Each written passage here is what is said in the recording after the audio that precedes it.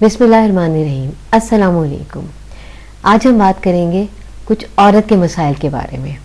عورت، اللہ اور اس کے نبی صلی اللہ علیہ وسلم نے عورت کو بیٹی کے روپ میں رحمت قرار دیا، ماں کے روپ میں قدموں کے نیچے جنت رکھ دی. اللہ کے نبی صلی اللہ علیہ وسلم نے فرمایا ماں کے پاؤں کے نیچے جنت ہے. معاشرے نے صنف نازک کا خطاب دیا. شاعر نے کیا خوب کہا کہ وجود زن سے ہے تصویر کائنات میں رنگ، لیکن جناب اس وجود زن کے اپنے رنگ تو سارے کے سارے ہی کہیں کھو گئے ہیں. آج میں بات کروں گی ملازمت پیشہ خواتین کے بارے میں. خواتین کے لیے جاب کرنا کوئی بری بات نہیں یا کوئی معیوب بات نہیں ہے، بلکہ اگر خواتین میں ٹیلنٹ ہے اور وہ اچھی تعلیم یافتہ ہیں تو ان کو ضرور جاب کر کے اپنے گھر والوں کو فائنینشلی سپورٹ کرنا چاہیے.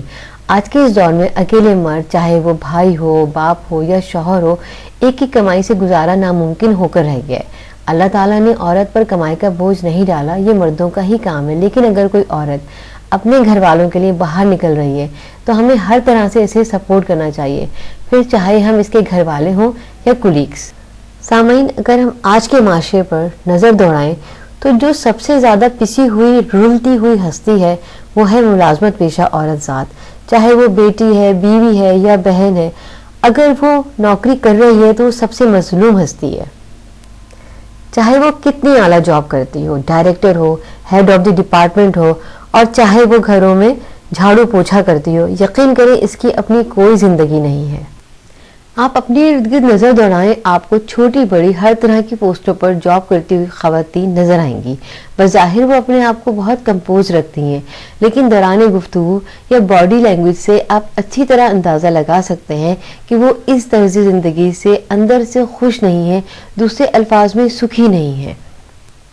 ایکچولی جاب کرنے والی خواتین دوہری ذمہ داریاں اٹھائے ہوئے ہیں.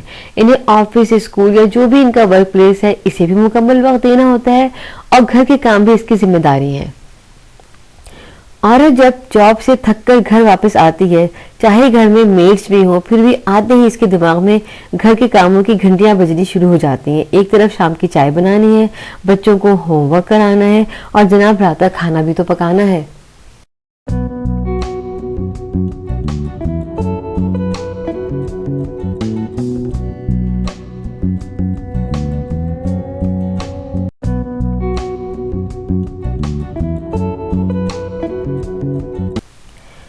آفس میں بھی لوگ خواتین پر زیادہ ذمہ داریاں ڈال دیتے ہیں.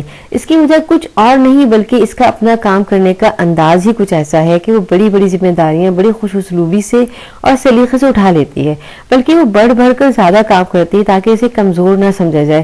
لیکن اس طرح اس کا اپنا ورک لوڈ بہت بڑھ جاتا ہے.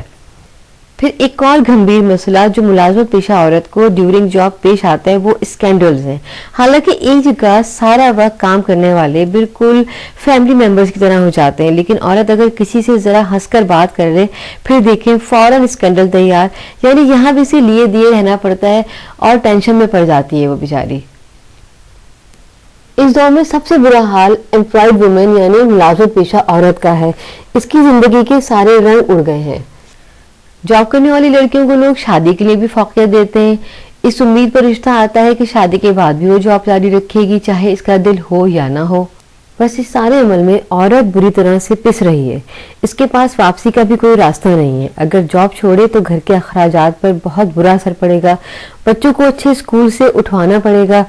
بہت سی چیزیں جو عورت کی جاب سے مینج ہو رہی ہوتی ہیں ڈسٹرب ہو جائیں گی.